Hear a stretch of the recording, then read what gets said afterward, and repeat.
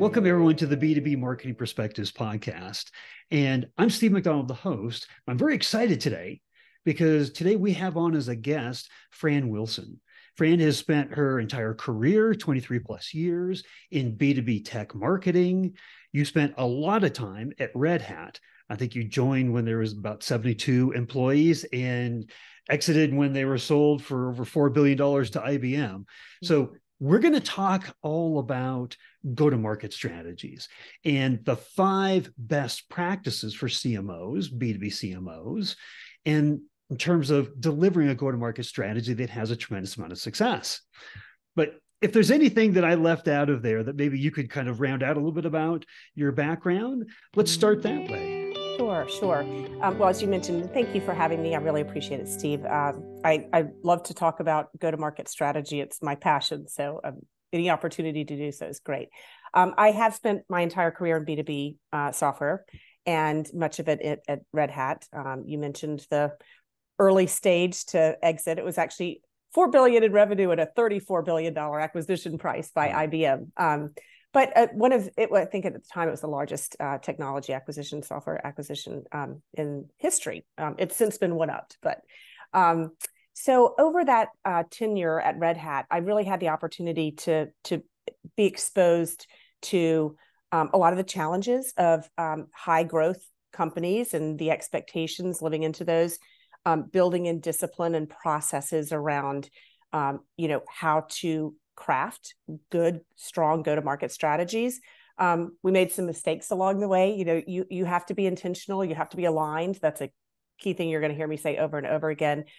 So it's really informed my thinking. And as I decided I wanted to build again and left Red Hat in 2021 after 2 years into the IBM acquisition, I've really become a student of that and tried to take my learnings and experiences with me in terms of helping other organizations develop and execute a really effective go-to-market strategy. And by the way, it's not just marketing's job. It's a team sport.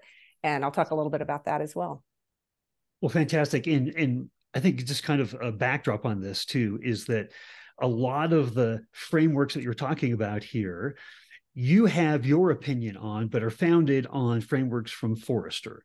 Right. Obviously leading research analysts, in the industry. So that's really good to know, but you have your own take on this, which is what I think we really want to get into here. Sure. So I'm going to let you start off with your first of the 5 go-to-market frameworks. Yeah, absolutely. And this is, for the most part, should be sequential. So I'll try to map it on a time continuum. But when you're starting out your fiscal planning process and building your go-to-market strategy and plan, I think one of the first principles I always try to adhere to, and this is difficult in organizations that have lots of smart people with lots of great ideas, but you really need to enumerate no more than 5. I think it's 3 to 5 growth bets that you're going to execute on in your fiscal planning and your execution. If you try to chase 10 or 8, you're gonna peanut butter everything, and you're not going to be able to execute in big, meaningful, impactful ways. And I've seen that movie, and I can assure you that I think having that principle of no more than 5, and larger companies may have some exceptions for good reasons, but I think that's the right sort of at least guidepost for your first phase of your planning cycle. So that can take the form of geo expansion, ecosystem expansion, adding new segments and industries, certainly product adjacencies, M&A activity. Those are all on the table, but you shouldn't try to chase them all at the same time in a given fiscal year. So I think it's most important to really start with that. And then that helps to ensure alignment across the organization, particularly in the go-to-market functions, because if you have sales out chasing new customer acquisition in Japan, and marketing isn't resourced to support that growth bet that sales is chasing, you're going to have misalignment and you're going to have less than a successful outcome. So that's why I'm talking about having those specific growth bets and then making sure that everybody is aligned to them, because sales, marketing, product success have to be rowing in the same direction in terms of driving the growth. So that's really step 1. And it sounds simple, It's often not easy. So make sure you have enough time to really hash those out and enumerate those to the organization. And then from there, it's really building out the high level revenue plan. So you're starting with a revenue goal for the year, and you back into the pipeline requirements. And from there, and this is where I really lean into the Forrester frameworks, I like thinking about modeling your pipeline targets by opportunity type. And in the Forrester framework, there are 4, and they're pretty simple. It's customer acquisition, net new, is the first one. The second one is retention or renewal of existing customers. And you'll see my background in SaaS and subscription-based companies leading into this. The third is upsell. And for Red Hat, that was simply selling more of the same product to existing customers. And then cross-sell, selling adjacent new products into existing customers. So really, there's only one in that opportunity type framework that's net new. And I think that's important to think about because it costs 3 times more to acquire a new customer than to renew and cross-sell and upsell an existing customer. So that's why having your pipeline modeled to where those opportunities and ultimately revenue are going to come from is so important, because it helps you be very prescriptive and efficient in allocating resources, dollars, and human beings' time. And if you start to really, use this model and become sophisticated using data to drive, what your at-par renewal rates are over a 3-year period, you can model this pretty effectively. So that really becomes your model for marketing and sales for the organization, and truly success too, because success plays a huge part in retention, cross-sell, and upsell. Well, and one of the things that I was taking away from that was that it's so easy to have your focus as the CMO be 95% focused on net new. Yes. Right. Yeah. And lots of times those are the priorities that are set, right, from the C-suite, from your CEO. Sales constantly wants new targets to chase after, right? Compensation in the sales organization can be structured that way. So when you talk about alignment, getting everybody on the same playing field, basically, to say, look, X% of our revenue is going to come this next year. Our target, that's our bet, right, is not necessarily all going to come from net new. Yes. It might be 50-50. It might even be less than that. That is a major shift in the mindset of what enablement strategies, marketing strategies need to be put into place. So you're starting from the right place instead of, we better get new customers, and that's what we're going to focus on. Yeah. Right. So it's a huge change in the shift, and then therefore the priorities of what you're going to do on a day-to-day basis. That's exactly right. Yeah. That was my takeaway. Is that a good? Spot on. And one of the things in more sophisticated modeling and organizations is you use this and apply it and get really good at it, is it can really help in things like quota deployment. Being so prescriptive with your sales force about, this percentage of your quota is going to come from net new, and this percentage is going to come from, retention. Maybe you take renewals out of it, and that's some other team's job, and you've got a hunter sales force. That it really helps align the sales and marketing organization so that it's a partnership and there's shared goals, end to end. And I think thinking about those things very holistically, as opposed to, quota deployment is just sales operations and sales' job. It should be go-to-market's job, really, to think about that.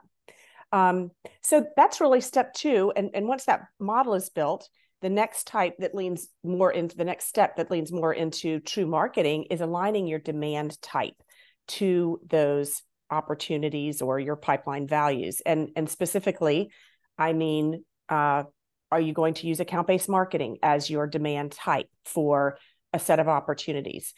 At Red Hat, we used it very, very successfully for the bottom 3. So being renewal, retention, upsell, and cross-sell. ABM was deployed entirely on existing customers, not net new at Red Hat.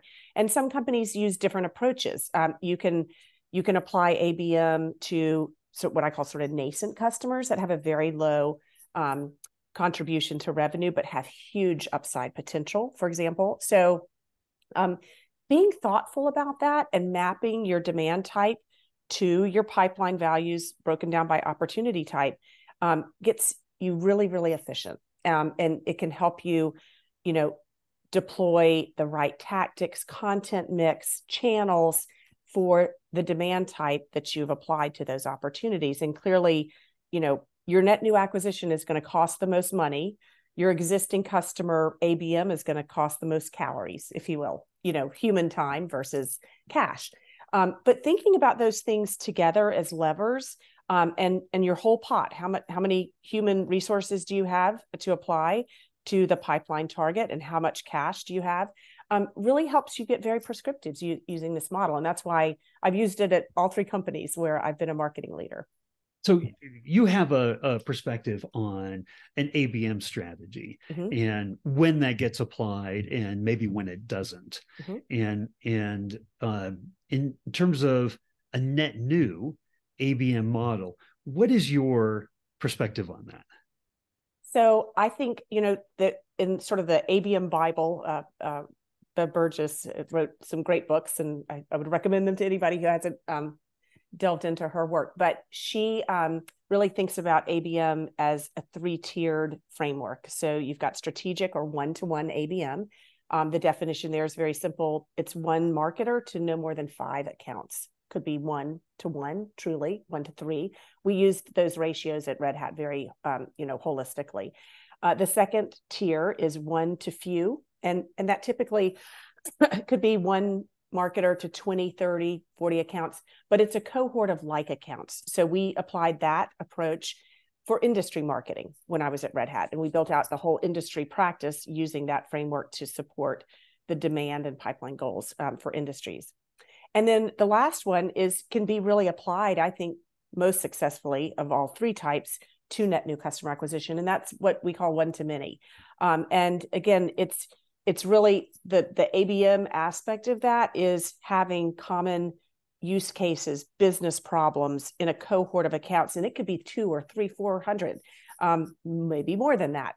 But you're basically using the same buyer's journey and channels and digital. So it's really looking at still a very targeted, approach, but rather than, casting it out to hundreds of thousands of prospective customers and hoping for some outcome. And my boss, our CMO at Red Hat, used to say, let's do spear fishing instead of net fishing. And I think that's really, really a wonderful way to think about it.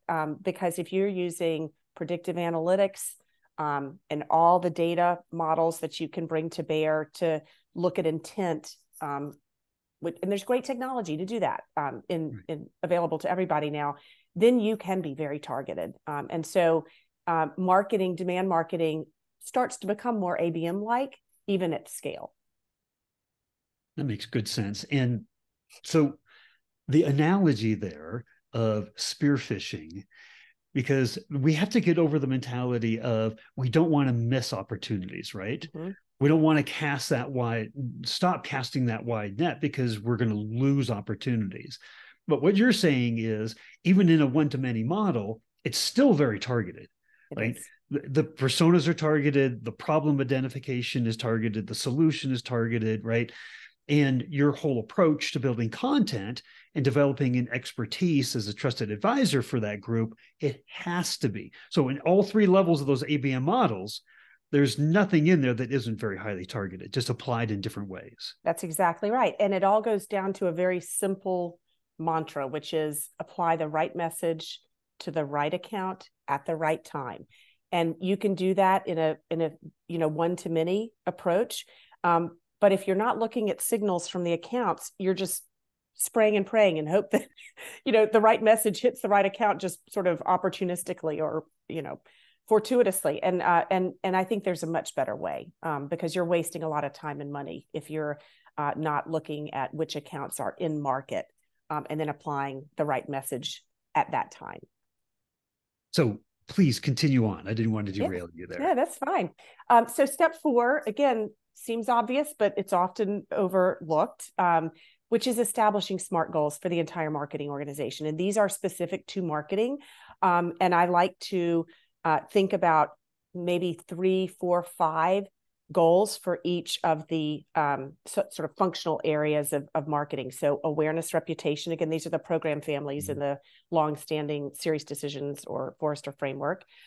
Demand, and there's specific demand goals that you should enumerate. Engagement, and those really speak to that customer marketing level, and looking at NPS scores, marketing contributes there, looking at customer advocacy, participation, community growth, all of those are great, very specific things that you can measure in terms of marketing goals. And then the last one is really enablement, and that can be left off if marketing really doesn't play a big role. But typically, I think in B2B, certainly enterprise software companies, marketing plays a critical role in terms of enabling the sales force, the partners, all of the go-to-market functions and extensions of that. So when you talk about enablement, what's the most important part of enablement? Because that's a broad category, right? Mm-hmm. And it's the one where all the friction lies, like, between marketing and sales. And, is sales truly looking at marketing as helping enable them to do what they need to do and that success? Yeah. So like in terms of that kind of a category of enablement, what is the most important? I mean, I understand the SMART goals and having those defined. Mm-hmm. But when you get into enablement, what are some of the things that are the most important to you?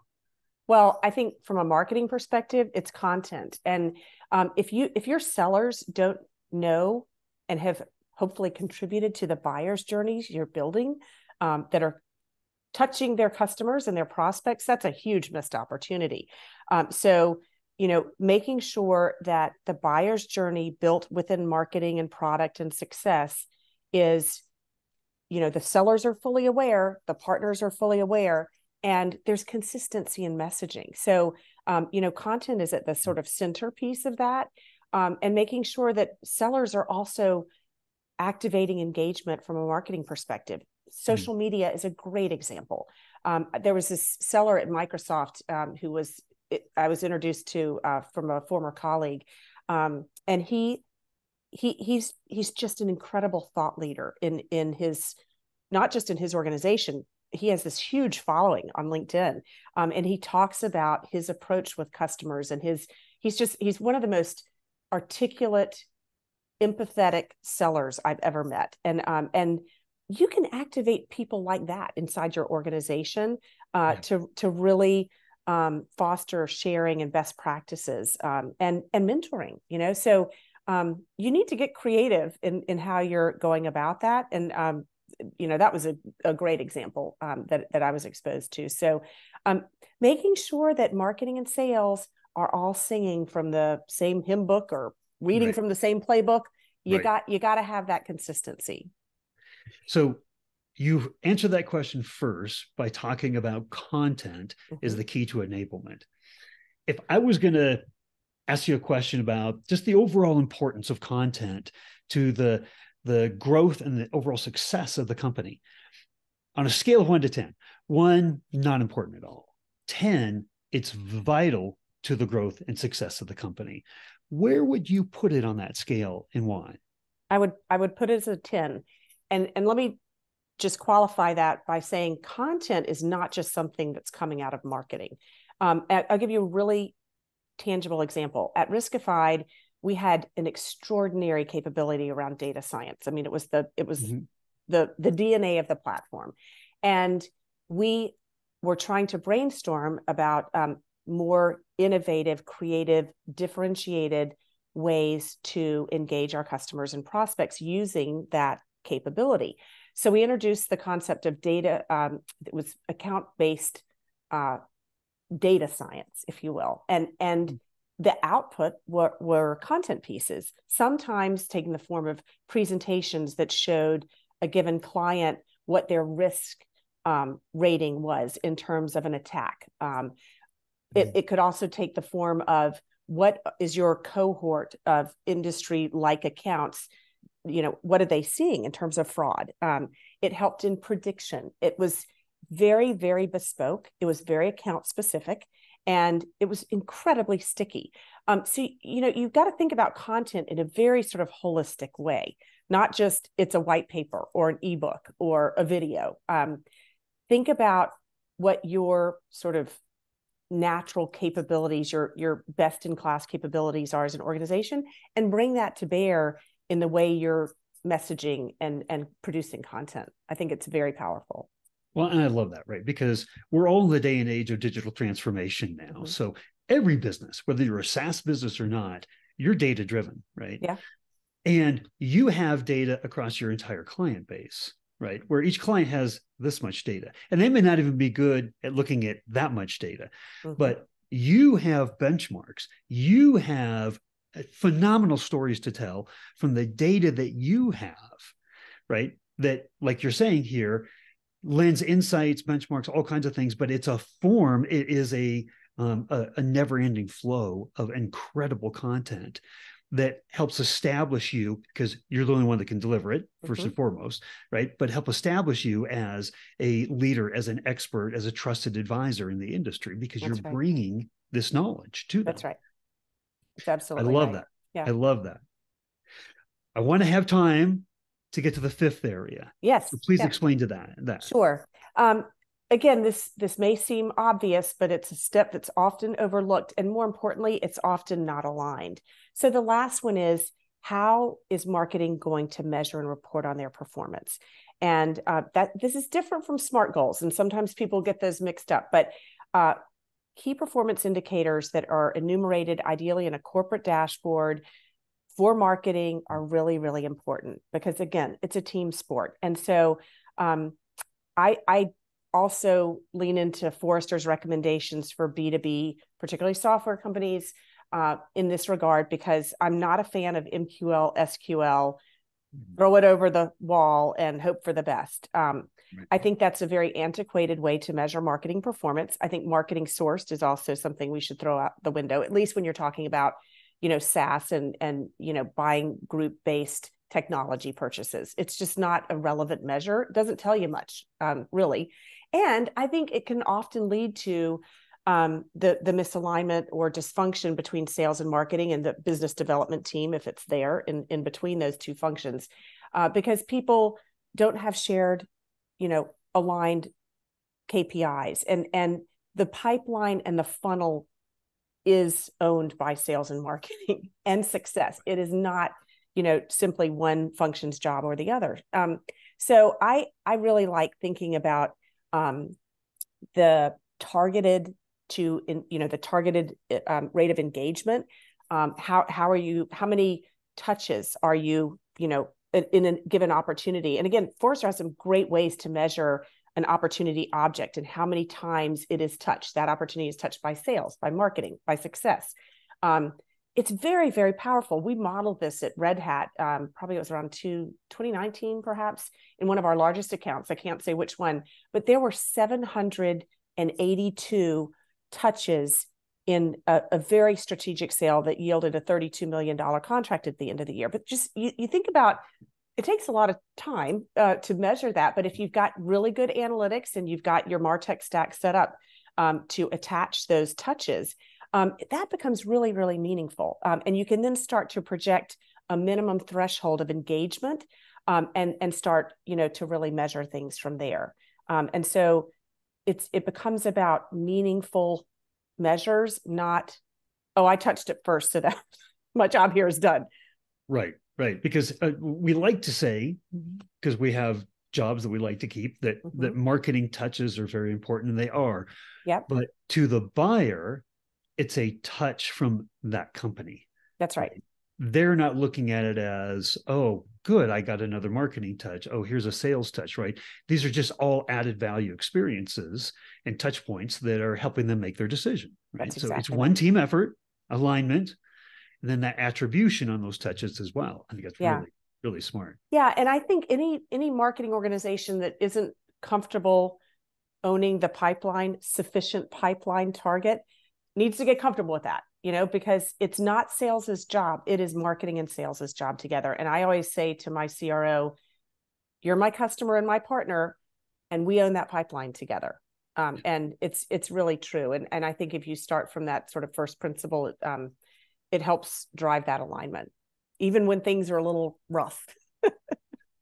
Well, we always have those, right? There's a lot that we do, right? So there's a Mhm. lot of opinions. There's going to be rough spots. But what you're talking about is a foundation of just having, I'm sure as a CRO, I've never been a CRO, but having my CMO counterpart say, I want to help and own that pipeline, Mhm. right? That comes as comfort, right? That's aid, that's support, that's enablement. Yeah. So we've talked a lot here, Fran, a lot of different things. And I know I've been taking notes, but everybody in the audience has been taking notes. But if you could kind of boil this down and say, of everything we've talked about, what is the most important takeaway that we should be having from this? What would that be? Well, if I may, I might offer two. But one is really thinking, I started with the pick your growth bets, but I think you really need to consider your growth goals as an organization in light of external factors as well as internal factors. And so I'll give you a really tangible example of why this matters. In my experience, in times of economic headwinds, uncertainty, whatever you want to call, might be experiencing right now, for example, it is always important to consider how much growth you'd like to yield from your existing customer base. And this is why customer marketing to me is just a real focus area, sort of full end-to-end customer marketing. For multiple reasons. Marketing budgets get cut when there's uncertainty, right? It is, as we have already discussed, it's much cheaper to sell to your existing customers. It's also a much better customer experience to focus on them as, sort of the cornerstone or tip of the spear for your go-to-market strategy. They become very powerful advocates. I think some of the best marketing assets are those spoken through the voice of the customer. Yep. Going back to content. So that's one. Really think about that mix of net new versus customer growth in terms of how you're going to get to the ultimate revenue goal.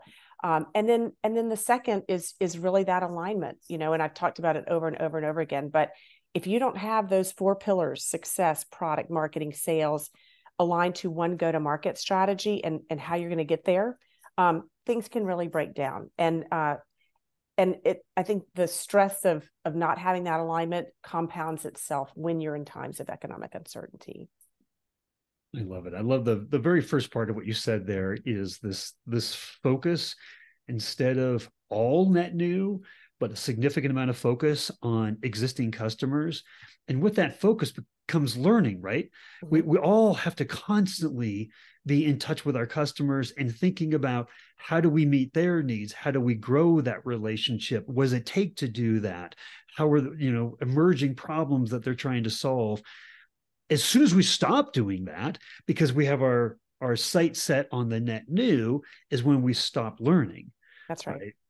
So words of wisdom, Fran, thank you so much for coming on here. If people had follow-on questions, would LinkedIn, a link over to your profile there, be a great place to get a hold of you? Absolutely. Yes. That's great. Okay. Well, thank you again for coming on and sharing all of this. I know this could have been a 3-hour teaching session, but thank you for condensing it and giving it the insights that you did. Thank you so much, Steve. I appreciate the opportunity.